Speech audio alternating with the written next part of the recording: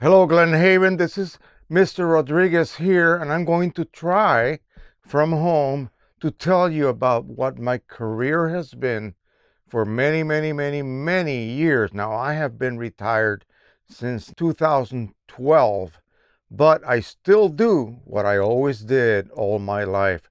And what is that? Photography. I was a photographer.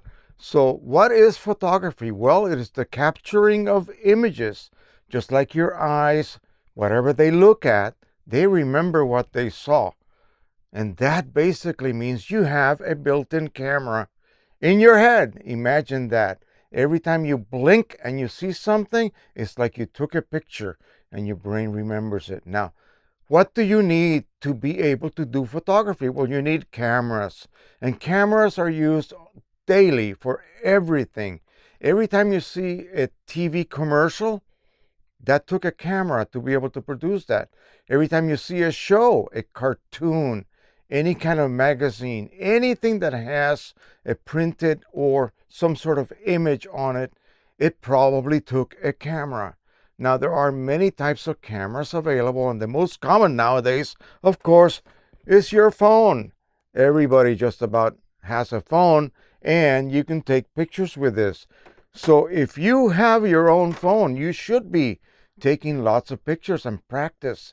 It is really a fun thing to do. Now, let me tell you how I began to be interested in photography. I was about probably 9.5 years old. So that's what, maybe fourth grader? Yeah. So a lot of you kids could really begin to explore about photography by just beginning now. You have everything you need in a phone. You can just use that. You don't need any fancy cameras to be able to take pictures nowadays. So I was around that age. I don't quite remember exactly, but I saw some really beautiful pictures of my cousin's wedding. And this was back, I want to say 1959. Wow, that's a long time ago, right?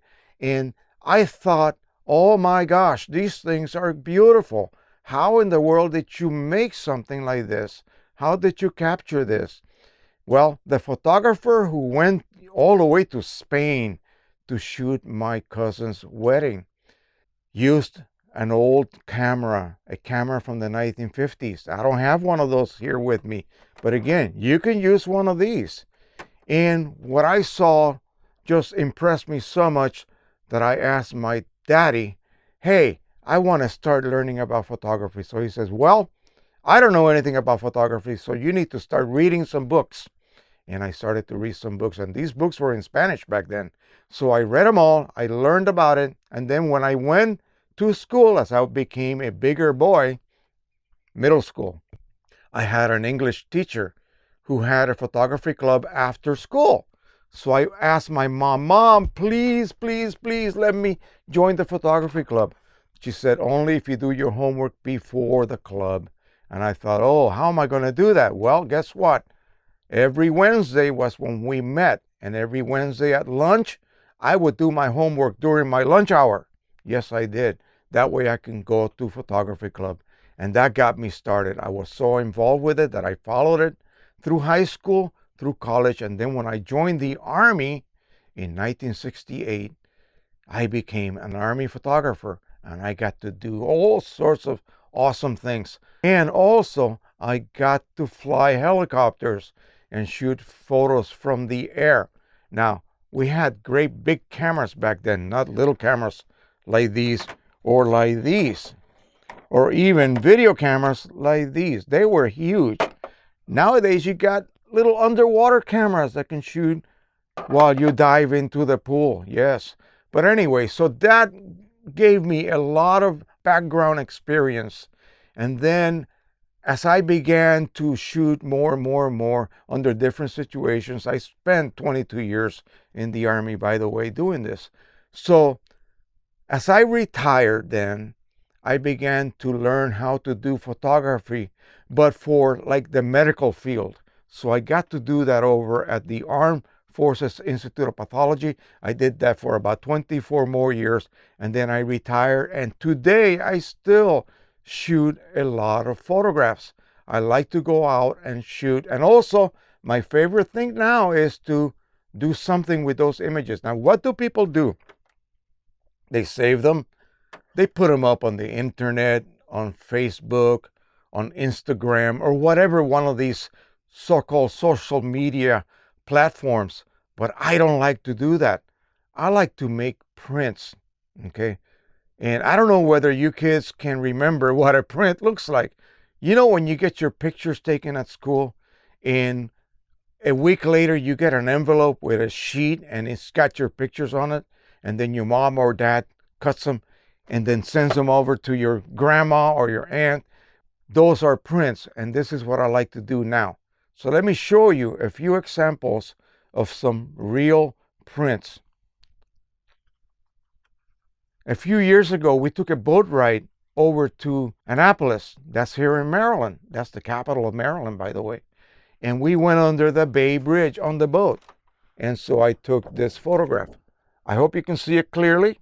But anyway, this is a real print. This print is made on special paper with one of these big machines. It's a photo printer. Let me move this out of the way here so we can start examining some of these prints.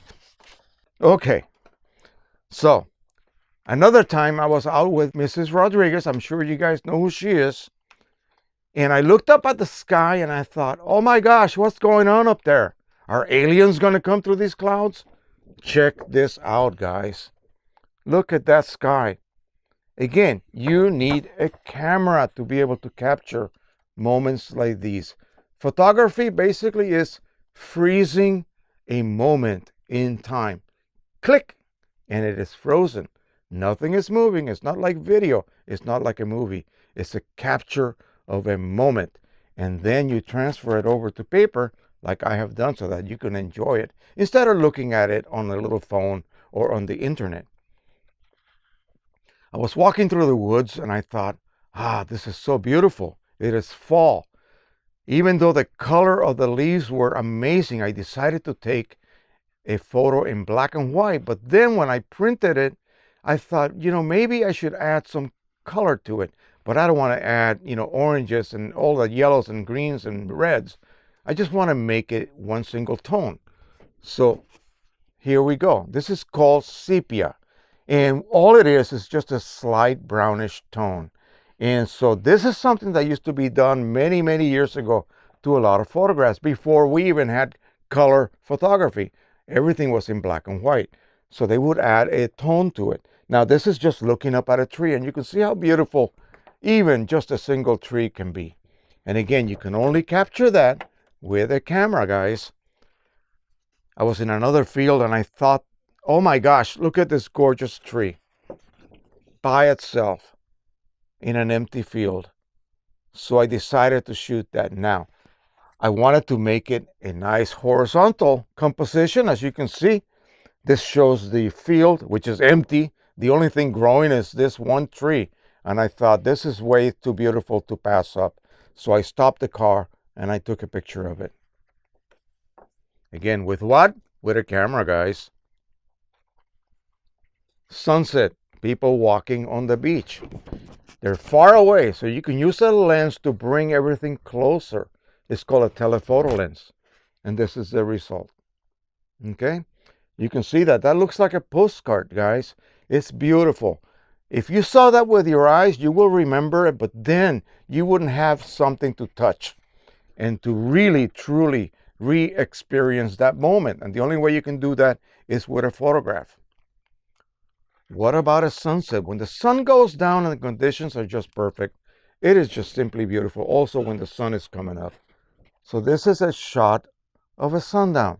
And again, you can only capture that with a camera. Sure, you can take video of this, but it's just not going to be the same. So there you go. What if you're a ballet dancer? Ladies, girls, you guys want to be a ballet dancer and have someone take a gorgeous picture of you dancing behind a gorgeous, amazing looking door? There you go. Can only be done with what? Let me hear everybody. A camera, right? Yes. Now, I know that, when you guys get older and, and you fall in love with someone, you're going to get married, right? So, wedding photography is just another part of photography. And this is my niece looking at my nephew. Now they're married with love in her eyes. I did this photograph for them. And again, what did I need to do this with? A camera. And look at that. The angle is perfect, by the way. I also did a wedding for my friend's daughter.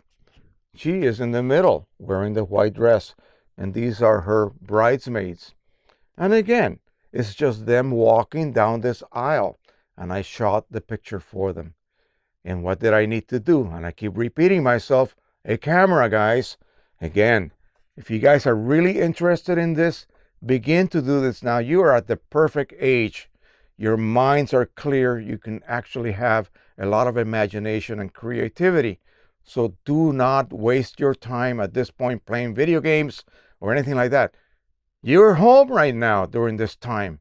Go outside, borrow your mother's phone, or if you have your own phone, go outside and capture something you see. Look at the screen and pan that camera, that phone that is, around, and you will know when you see something interesting. Click that button and capture it. Now, I went to Annapolis. Again, I love going to Annapolis. If you haven't been there, you should try it. It's beautiful. There was an outdoor cafe, meaning there's little tables outside and people can eat their food that they order instead of sitting inside where it might be too hot. So they go outside.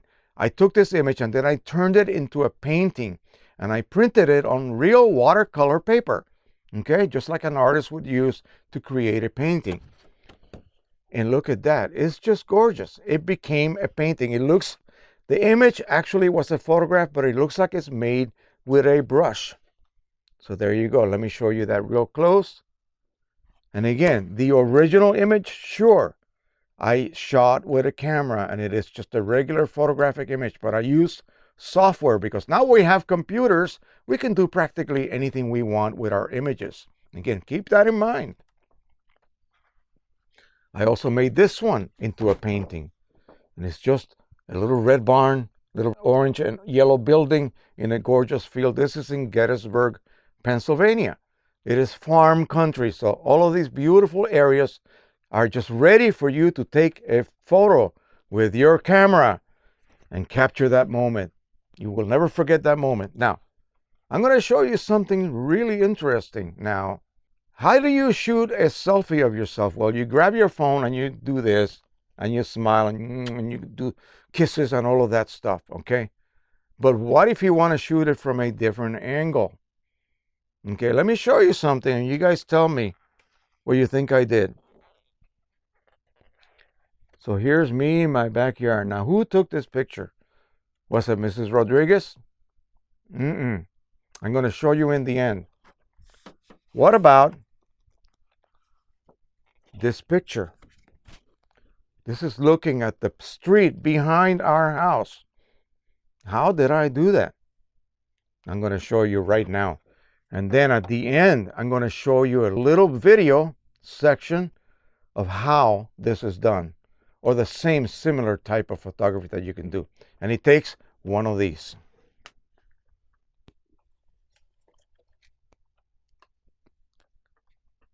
Look at this. Have you ever seen a drone like this? This is a camera drone. It is used for videography and aerial photography. And this is the only way that you can take photos from the air. Next time you're watching a show, a TV show, a movie, and you see in between scenes something that looks like it was shot from the air. It wasn't done from an airplane. It wasn't done from a helicopter. It was done with one of those camera drones. And so that's another aspect of photography. All right? So I will just leave you with that. I hope you guys enjoyed this little presentation. I wish I was there with you guys. And hopefully next year I will be. And I will be able to then do this live in front of you. And maybe we can take the whole class outside and I will do a demonstration flight for you. So let's go ahead and jump into the video. And again, thank you for watching. And we'll see you next year. Hang in there, guys, and be safe. Bye-bye, everybody.